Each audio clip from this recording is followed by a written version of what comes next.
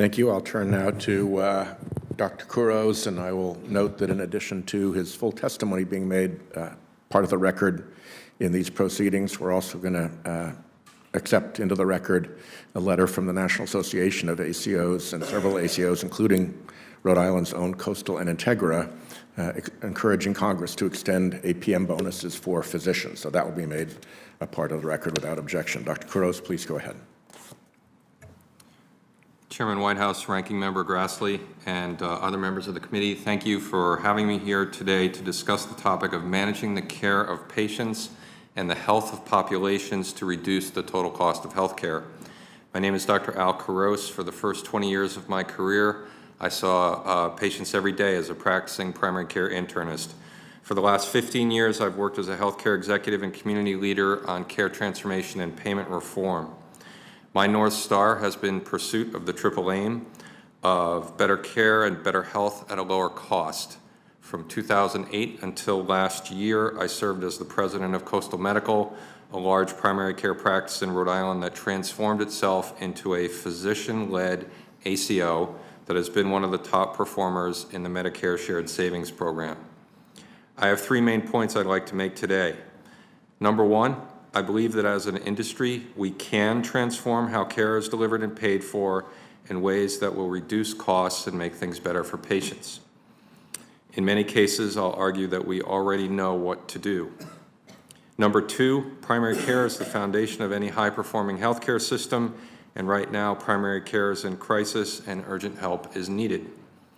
Number three, advanced primary care by itself is, in my view, necessary but not sufficient to sustainably achieve the triple aim. Continued movement away from fee-for-service and toward value-based and prospective payment models is needed, particularly for specialists and hospitals where more skin in the game is needed when it comes to value-based payment. The 2021 National Academy of Sciences, Engineering, and Medicine report on primary care concluded that ACOs achieved modest cost savings as well as improvements in quality and patient satisfaction. Smaller physician-led ACOs with a greater percentage of primary care physicians were the best performers, and Coastal Medical was one of them. On the poster to your left, the green line represents the average total cost of care for Coastal's Medicare beneficiaries from 2009 through 2019. You can see that upon entry into the Medicare Shared Savings Program in 2012, Coastal not only bent its curve for total cost of care, it broke it.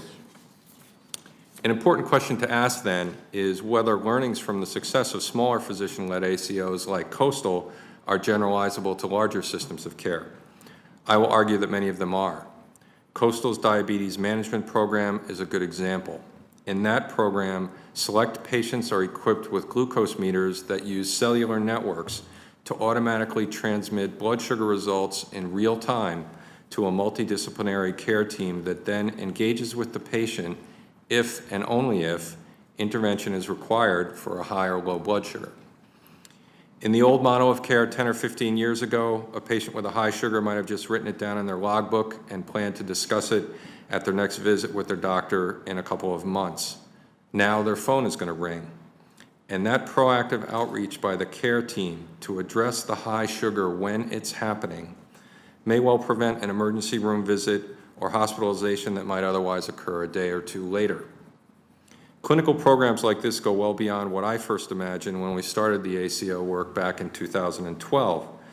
Generally, such programs have been the result of cycles of iterative learning, which have been a characteristic feature of many of the most successful ACOs.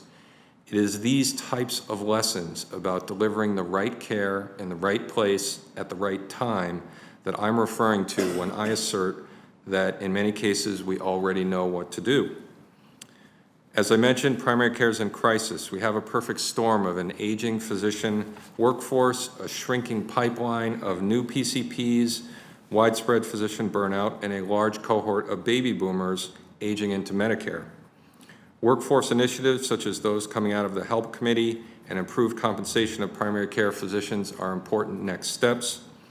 I believe we also need to continue experimenting with expanding the primary care team and to pay more attention to understanding and mitigating physician burnout. Finally, primary care capitation as a payment model may help to take primary care teams off the hamster wheel of back-to-back visits all day, every day. In closing, I will reiterate my initial plea for more value-based payment for specialty and hospital care. Primary care cannot go it alone in this domain and sustainably succeed. That said, I remain cautiously optimistic because I believe that in many cases we already know what to do. Thank you. Thank you, Dr. Kurose.